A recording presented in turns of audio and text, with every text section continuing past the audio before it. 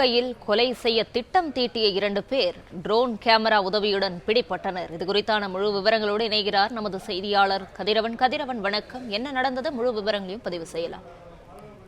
சிவகங்கை காவல் எல்லைக்குட்பட்ட பகுதியில ஒருவரை கொலை செய்ய திட்டமிட்ட ரவுடிகள் 2 வரை ட்ரோன் உதவியோடு சினிமா பாணியில போலீசார் கைது செய்த சம்பவம் நடைபெற்றிருக்கிறது.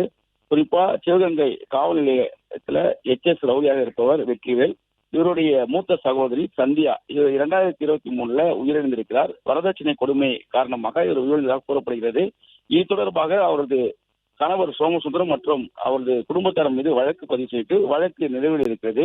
இந்த நிலையில்தான் வெற்றிவேல் தனது சகோதரியின் மரணத்துக்கு காரணமாக இருக்கக்கூடிய அவரது கணவர் சோமசுந்தரத்தை கொலை செய்ய திட்டமிட்டு அவரது நண்பராக இருக்கக்கூடிய ஜெயக்கண்ணன் உதவியோடு அவரை கொலை செய்ய திட்டமிட்ட தகவலானது சிவகங்கை எஸ்பியா இருக்கக்கூடிய சிவபிரசாத் அவருக்கு கிடைத்திருக்கிறது.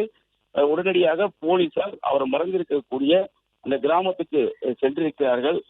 மேட்டுப்பட்டி என்ற ஒரு கிராமத்துல காடு பகுதியில, வயல்வெளி மற்றும் காடு பகுதியில் அவர் மறைந்திருப்பதும் அவரை பிடிக்க திட்டமிட்ட போது போலீசாருக்கு அவர் தள்ளி காட்டியதாக கூறப்படுகிறது. அப்பொழுது நூதனமாக ட்ரோன் காட்சிகள் உதவியோடு அந்த 2 நபர்களையும் விரட்டியிருக்கிறார்கள்.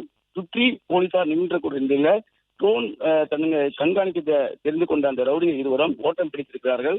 ஒரு கட்டத்தில் அவர்கள் தப்பி ஓட முயற்சித்த போது காவல்துறை அவர்களை சுற்றி வளைத்து கைது செய்திருக்கிறார்கள். தற்பொழுது அந்த ட்ரோன் காட்சிகள் வெளியிடப்பட்டிருக்கிறது. 2 நபர்களும் கைது செய்யப்பட்டிருப்பதாகவும் அவரிடமிருந்து அரிவாள் போன்ற ஆயுதங்கள் கைப்பற்றப்பட்டிருப்பதாகவும் தெரிவிக்கப்பட்டிருக்கிறது. HS ரவுடியாக இருக்கக்கூடிய வெற்றிவேல் மற்றும் அவர்களுடைய கூட்டாளி ஜெயக்கண்ணன் ஆகிய 2 நபர்களையும் SP சிவபிரசாத் தலைமையிலான போலீசார் கைது செய்திருக்கிறார்கள்.